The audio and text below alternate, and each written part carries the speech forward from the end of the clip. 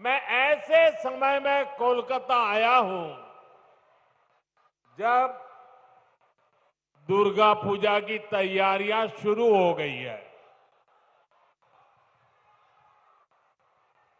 कुमारटुली में माता दुर्गा की प्रतिमा गढ़ी जा रही है। बड़ा बाजार से पार्क स्ट्रीट तक कोलकाता नए रंग में, नई रौनक के साथ सज रहा है। आस्था और आनंद के पर्व के साथ जब विकास का पर्व भी जुड़ जाता है तो खुशी दोगुनी हो जाती है। यहां से कुछ ही दूरी पर मुझे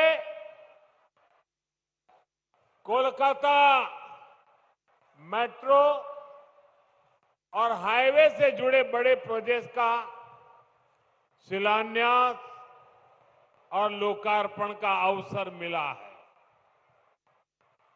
मैं दमदम के, कोलकाता के आप सभी लोगों को बधाई देता हूं। साथियों, पश्चिम बंगाल आबादी के लिहाज से देश के सबसे बड़े राज्यों में से एक है। इसलिए जब तक पश्चिम बंगाल का सामर्थ्य नहीं बढ़ेगा तब तक विकसित भारत की यात्रा सफल नहीं हो पाएगी, क्योंकि बीजेपी का कन्विक्शन है, बीजेपी मानती है, बीजेपी की श्रद्धा है, बांग्लार उदय तबेई विकसितो भारतेर जय। इसलिए बीते 11 वर्षों में केंद्र की बीजेपी सरकार ने पश्चिम बंगाल के विकास के लिए लगातार हर प्रकार की मदद दी है। बंगाल में नेशनल हाईवे के निर्माण के लिए जितना पैसा कांग्रेस की यूपीए सरकारों ने अपने 10 साल में दिया था, उससे 3 गुना से ज्यादा पैसा भारत सरकार ने पश्चिम बंगाल को दिया है। रेलवे के लिए भी बंगाल का बजट पहले की तुलना में 3 गुना बढ़ाया गया है। लेकिन साथियों, बंगाल में विकास कार्यों के सामने एक बहुत बड़ी चुनौती भी है। चुनौती ये कि बंगाल के लिए जो पैसा हम राज्य सरकार को सीधे भेजते हैं, उसका ज्यादातर हिस्सा यहां लूट लिया जाता है। जो पैसा भारत सरकार दिल्ली से भेजती है, वो पैसा आप लोगों पर खर्च नहीं होता। वो पैसा महिलाओं का जीवन आसान बनाने के लिए खर्च नहीं होता। वो पैसा टीएमसी काडर पर खर्च होता है। इसलिए गरीब कल्याण की अनेक योजनाओं में बंगाल देश के दूसरे राज्यों से पिछड़ा हुआ है।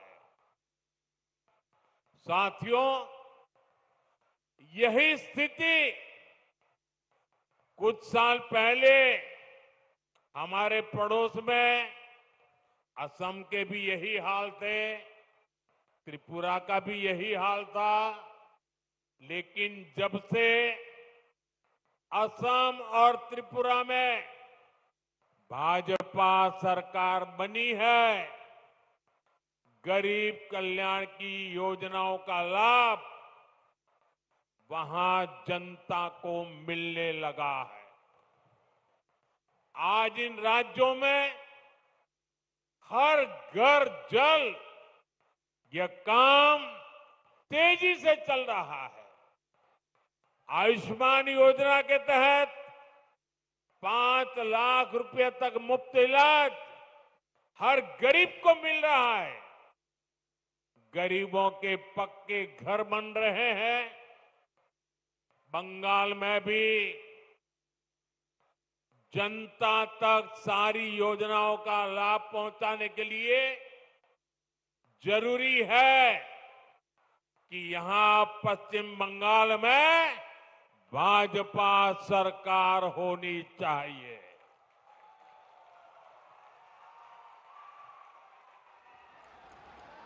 ये अब तय है। टीएमसी जावे, बीजेपी आसबे।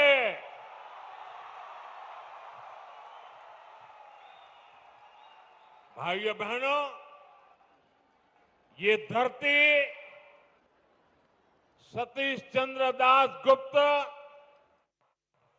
सुरेंद्र नाथ बंदोपाध्याय, गोष्ठपाल और हरिनाथ डे ऐसी अनेक विभूतियों की धरती है। इस धरती ने देश को, समाज को समय समय पर नई चेतना दी है। ये धरती पुनर्जागरण का केंद्र रही है। यही वो अमर वाणी गूंजी है जो कहती है, जागो, उठो, नभो जीवोनेर गाने, नभो आलोक, झालाओ प्राणे प्राणे। साथियों, आज पश्चिम बंगाल को सच में नई रोशनी की जरूरत है, सच्चे परिवर्तन की जरूरत है। पश्चिम बंगाल ने आजादी के बाद पहले कांग्रेस और फिर लेफ्ट का लंबा दौर देखा है। इसके बाद 15 साल पहले पश्चिम बंगाल के आप लोगों ने परिवर्तन का फैसला लिया था। आप लोगों ने मां, माटी, मानुष के नारे पर भरोसा किया था। लेकिन हालात पहले से भी ज्यादा खराब हो गए। भर्ती घोटालों से नौजवानों का भविष्य खराब हो गया। बहनों बेटियों पर अत्याचार बढ़ गए। क्राइम और करप्शन ये टीएमसी सरकार की पहचान बन गए। ये पक्का है कि जब तक बंगाल में टीएमसी की सरकार रहेगी, तब तक बंगाल का विकास अवरुद्ध रहेगा, रुका रहेगा। इसलिए आज बंगाल का जन जन कह रहा है, टीएमसी जाएगी तभी असली बदलाव आएगा।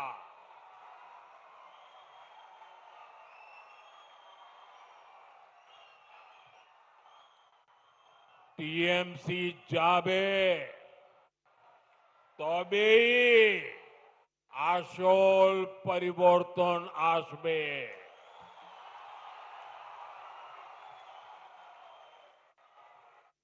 साथियों,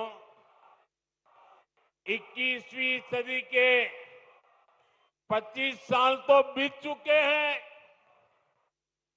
आने वाले साल देश की तरह ही बंगाल के लिए भी बहुत अहम है। हमें ये समय ऐसे ही नहीं निकलने देना है। इसलिए बंगाल को चाहिए सच्चा परिवर्तन, आशोल परिवर्तन, परिवर्तन जो नारे में नहीं काम में दिखे, परिवर्तन जो उद्योग लगाए, घर के बेटे बेटी को बंगाल में ही नौकरी दे, परिवर्तन जो बेटियों को सुरक्षा दे, मकान और दुकान को जलने से बचाए,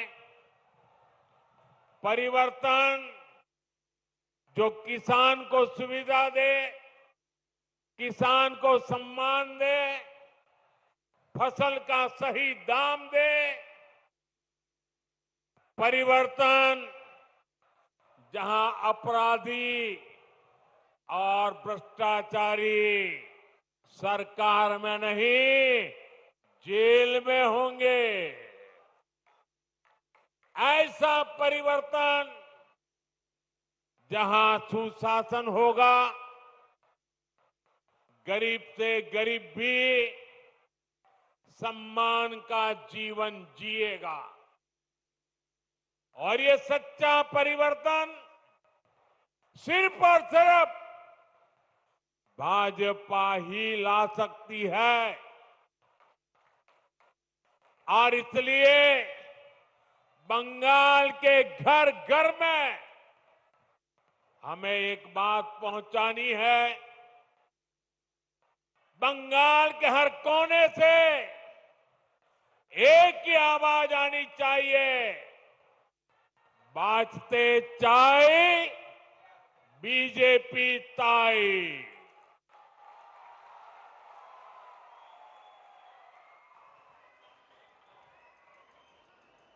यही बंगाल की असली पुकार है, यही बंगाल का भविष्य है।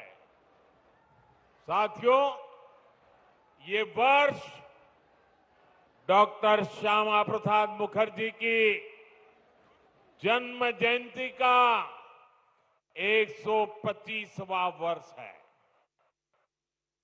भाजपा का तो जन्म ही डॉक्टर मुखर्जी के आशीर्वाद से हुआ है। वे भारत के औद्योगिक विकास के जनक रहे हैं। दुर्भाग्य से कांग्रेस ने कभी उनको इसका श्रेय नहीं दिया। देश के पहले उद्योग मंत्री के रूप में भारत की पहली इंडस्ट्रियल पॉलिसी उन्होंने ही बनाई थी। उनकी नीतियों में बंगाल की धरती की कुशलता थी, यहां से मिला अनुभव था।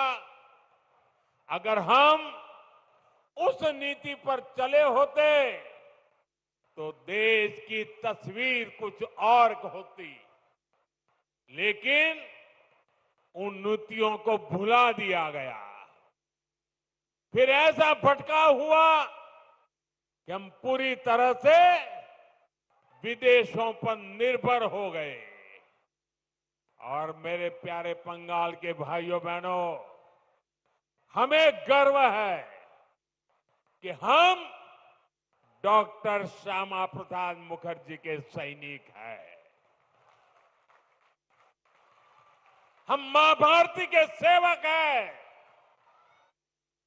जो सपने डॉक्टर श्यामा प्रसाद मुखर्जी ने देखे थे, उसके लिए एक सैनिक की तरह हम अपना जीवन खपा रहे हैं। बंगाल की प्रबुद्ध जनता जानती है कि दूसरों पर निर्भरता यानी आत्मसम्मान पर चोट। इसी स्थिति से हमें देश को बाहर निकालना है। इसलिए आज देश ने आत्मनिर्भरता का मूल मंत्र लेकर के नई ऊंचाइयों को प्राप्त करने का फैसला लिया है। मेक इन इंडिया आज एक बड़ी सिद्धि बन रहा है, जिसके लिए हमारा कोलकाता, हमारा बंगाल जाना जाता था। वो गौरवशाली अतीत हमें मिलकर के फिर से लौटाना है। इसलिए आज बंगाल में एक ही गूंज है, टीएमसी के शोराव, बांग्ला के बचाओ।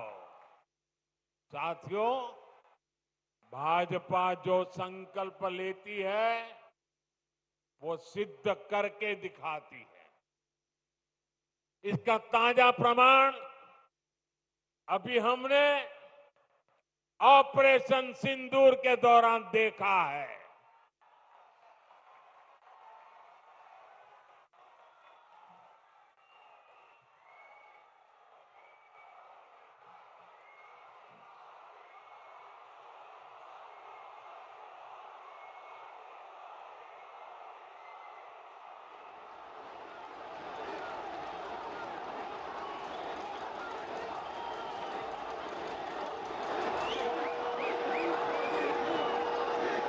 हमारी सेना ने सीमा पार आतंकियों और आतंक के आकाओं के अड्डों को खंडहर में बदल दिया। हमारी सेनाओं ने आतंकियों को ऐसा सबक सिखाया कि पाकिस्तान की आज भी नींद उड़ी हुई है। भारत की इस सफलता के पीछे बहुत बड़ी शक्ति मेड इन इंडिया अस्त्र शस्त्र की रही है। और मुझे गर्व है कि भारत की सेना को ताकत देने में बंगाल के इस इलाके की भूमि का बहुत बड़ा योगदान है।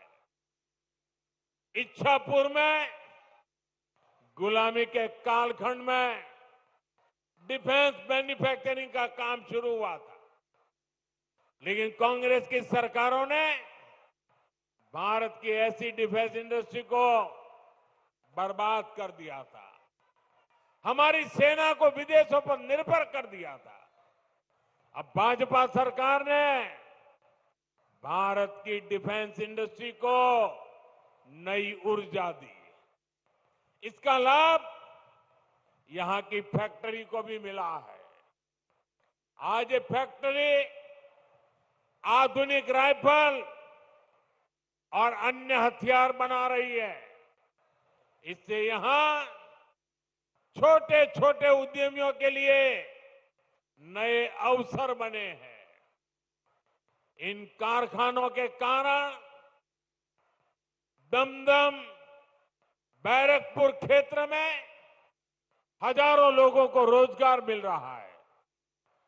साथियों, इच्छापुर डिफेंस फैक्ट्री सिर्फ एक उदाहरण है। आप यहां 2026 में भाजपा सरकार बनाइए, हम बंगाल को डॉक्टर श्यामा प्रसाद मुखर्जी के सपनों का बंगाल बनाएंगे।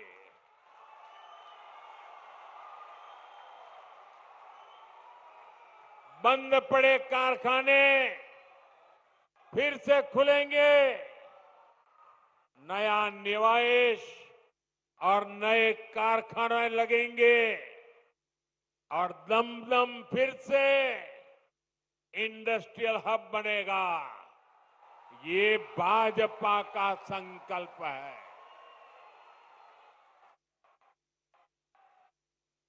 विकसितो बांग्ला, मोदी गारंटी।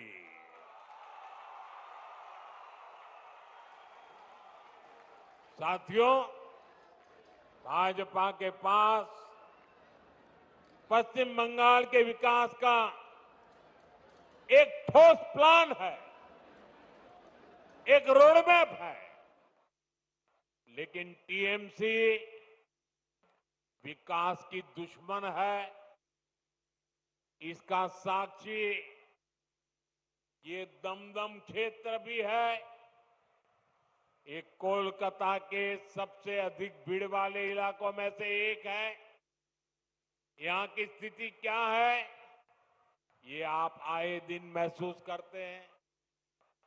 देश के ऐसे शहरी क्षेत्रों के विकास के लिए स्मार्ट सिटी मिशन चल रहा है, लेकिन टीएमसी सरकार ने इस मिशन से जुड़ने से भी इनकार कर दिया। लोगों को असुविधा होती रहे, विकास ठप होता रहे, लेकिन टीएमसी का मिशन जैसे तैसे बीजेपी को रोकना है, केंद्र की योजनाओं को रोकना है। मैं बंगाल के भद्रलोक से पूछता हूं, क्या यह तरीका सही है? क्या ऐसी पॉलिटिक्स से पश्चिम बंगाल का भला होगा? इसलिए मुझे आप सभी का आशीर्वाद चाहिए। आप यहां भी भाजपा को एक बार अवसर देकर देखिए। साथियों, बंगाल में भाजपा आएगी तो रेल और मेट्रो का तेजी से विस्तार होगा। मैं तो चाहूंगा कि यहीं पर इलेक्ट्रिक व्हीकल से जुड़ा व्यापक इंफ्रास्ट्रक्चर बने। यहां बहुत बड़ी मात्रा में इन्वेस्टमेंट आए, नौजवानों को रोजगार मिले। ये तभी होगा जब यहां कानून का राज आएगा, जब यहां भ्रष्टाचार पर लगाम लगेगी और जब बंगाल में डबल इंजन की भाजपा सरकार होगी। साथियों, पश्चिम बंगाल के पास इतिहास और संस्कृति की भी अनमोल धरोहर है। ये बांग्ला विरासत विकसित बंगाल बनाने के अभियान को प्रेरणा देगी।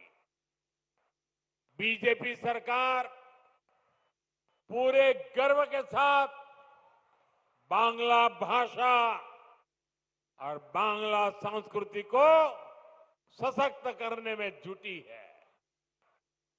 ये हमारा सौभाग्य है कि हमें बांग्ला भाषा को क्लासिकल लैंग्वेज यानी शास्त्रीय भाषा का दर्जा देने का सौभाग्य मिला।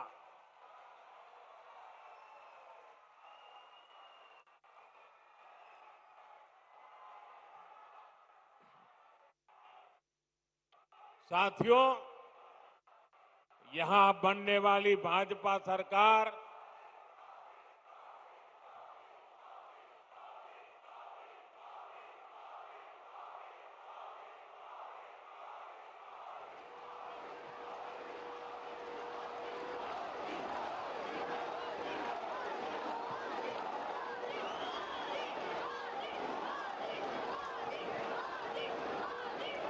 साथियों, जब भाजपा सरकार बनेगी, हेरिटेज टूरिज्म पर भी बल देने का हमारा प्लान है। साथियों, हम गंगा जी पर जो इनलैंड वाटरवे बना रहे हैं या फिर जो हमारा समंदर है, इसमें क्रूज टूरिज्म के लिए बहुत संभावना है।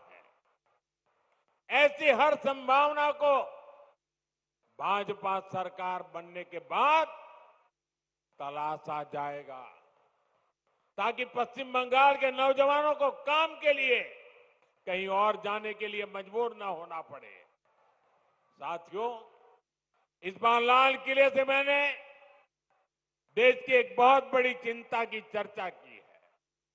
ये चिंता घुसपैठ के बढ़ते खतरे की है। कोलकाता के, पश्चिम बंगाल के लोग समय से आगे की सोचते हैं। इसलिए आपके बीच मैं लगातार इस बहुत बड़ी राष्ट्रीय चुनौती की चर्चा करता रहा हूं। आजकल आप देखते हैं, जिन देशों को विकसित कहा जाता है, जिनके पास संसाधनों की कोई कमी नहीं है, वहां घुसपैठियों के खिलाफ मुहिम चल रही है। ये देश अब घुसपैठियों को ज्यादा नहीं सह सकता। घुसपैठियों को निकालना चाहिए कि नहीं निकालना चाहिए? घुसपैठिए जाने चाहिए कि नहीं जाने चाहिए? उनको भगाना होगा कि नहीं भगाना होगा? कौन भगा सकता है? कौन भगा सकता है? घुसपैठियों से बंगाल को कौन मुक्त करा सकता है? घुसपैठियों से बंगाल को कौन मुक्त करा सकता है? साथियों, मोदी नहीं, भाजपा नहीं, आपका एक वोट करा सकता है। आपका एक वोट, एक बार वोट दे दीजिए, ये घुसपैठिए भाग जाने लग जाएंगे जी। साथियों, भारत के पास तो संसाधन सीमित है। हमें अपने नौजवानों को रोजगार देना है, अपने नागरिकों को सुविधाएं देनी है। जो घुसपैठिए हमारे नौजवानों का रोजगार छीन रहे हैं, जो हमारे इंफ्रास्ट्रक्चर पर दबाव डाल रहे हैं, जो हमारी बहनों बेटियों के साथ अत्याचार कर रहे हैं, ऐसे घुसपैठियों को हम भारत में नहीं रहने देंगे।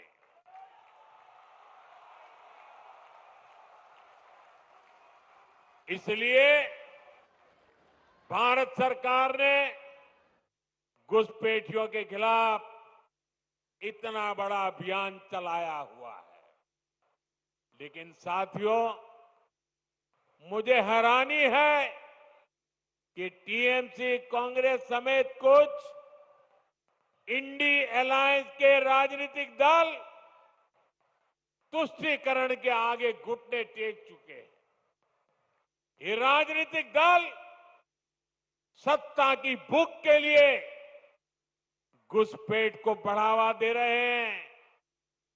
कुछ जगह पे तो दिख रहा है उन्होंने घुसपैठियों की शरण ले ली है।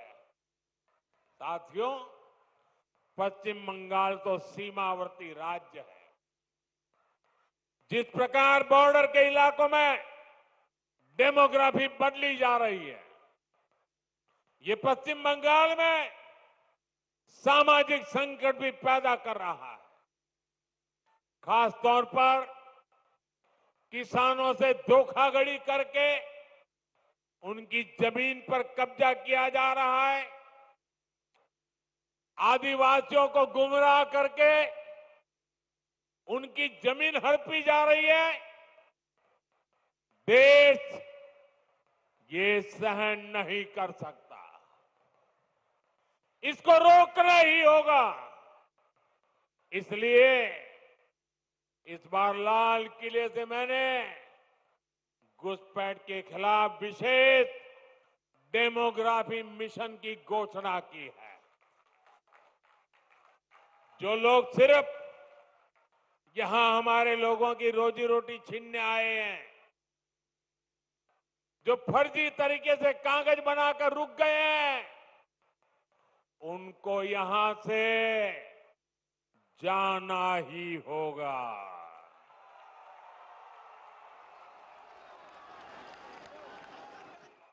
और ये काम ईमानदारी से पूरा हो सके, इसके लिए टीएमसी सरकार को भी यहां से जाना ही होगा।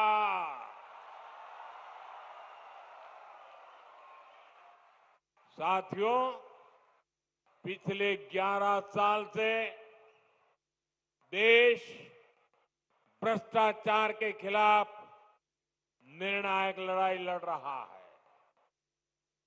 अब इसी दिशा में देश ने एक और बड़ा कदम उठाया है। इस बार लोकसभा में भाजपा सरकार एक बहुत बड़ा एंटी करप्शन बिल लेकर आई है। मैं बंगाल के लोगों से इस बिल के बारे में विशेष तौर पर बात करूंगा। साथियों, आप भी जानते हैं, हमारे देश में अगर एक छोटा सा सरकारी कर्मचारी, चाहे वो सरकारी कर्मचारी ड्राइवर हो, प्यून हो, सरकार की किसी कैंटीन में काम करता हो, सरकार में कहीं साफ सफाई का काम करता हो, अगर वो कर्मचारी को किसी पुलिस वाले ने जेल में बंद कर दिया, तो करीब करीब 50 घंटे में अगर उसको जमानत नहीं मिली और 50 घंटे जेल में रह गया, तो ऑटोमेटिक उसकी नौकरी चली जाती है, सस्पेंड हो जाता है। एक छोटा मुलाजिम 2 दिन अगर जेल में रहे तो उसकी जिंदगी तबाह करने के कानून है। लेकिन कोई मुख्यमंत्री, कोई मंत्री, प्रधानमंत्री अगर जेल चला जाए तो उसके लिए कोई कानून नहीं है। और हालत तो देखिए, आजकल ये लोग इतने गिरे हैं कि जेल से भी सरकार चलाने की कोशिश कर रहे हैं। पश्चिम बंगाल ने ये साक्षात देखा है, बार बार कई बार अनुभव किया है। टीएमसी के एक मंत्री टीचर्स घोटाले में आज तक जेल में है। शिक्षक भर्ती का गंभीर घोटाला, घर से नोटों का पहाड़ मिला, लेकिन तब भी वो मंत्री कुर्सी छोड़ने को तैयार नहीं थे। जनता की हर भावना को यहां निर्ममता से कुचला जाता रहा। इसी तरह टीएमसी के एक और मंत्री पर गरीबों का राशन लूटने का आरोप है। इनकी भी करोड़ों रुपए की संपत्ति जब्त हो चुकी है। ये मंत्री भी जेल जाने के बाद कुर्सी छोड़ने को तैयार नहीं थे। इन्होंने भी जनता की भावना की, संविधान की भावना की कोई परवाह नहीं की। साथियों, आप मुझे बताइए, ऐसे लोग जो भ्रष्ट हैं, जो जनता को धोखा दे रहे हैं, क्या उन्हें सरकार में अपने पद पर रहने का हक है क्या? हक है क्या? हमने तो ये देखा है कि मुख्यमंत्री तक जेल जाते हैं, लेकिन वो जेल से सरकार चलाते हैं। ये संविधान का, लोकतंत्र का सरासर अपमान है और मोदी संविधान का यह अपमान होते नहीं देख सकता। इसलिए मैंने तय किया ये सब नहीं चल सकता। मंत्री हो, मुख्यमंत्री हो, अरे इतना ही नहीं, प्रधानमंत्री को भी सख्त कानून के दायरे में लाया हूं। अगर पीएम भी 30 दिन जेल में रहे और उन्हें जमानत न मिले तो अगले दिन उनकी कुर्सी भी चली जाएगी। लेकिन साथियों, टीएमसी के लोग भ्रष्टाचार के खिलाफ इस कार्रवाई पर भड़क गए हैं। वो इस कानून का विरोध कर रहे हैं। टीएमसी के लोगों ने संसद में इस बिल को फाड़ने की कोशिश की है। ये दिखाता है कि टीएमसी की पूरी राजनीति कैसे भ्रष्टाचार के पहाड़ पर टिकी है। इसलिए लोग इतने डरे हुए हैं, भ्रष्टाचारियों को बचाने में जुटे हैं।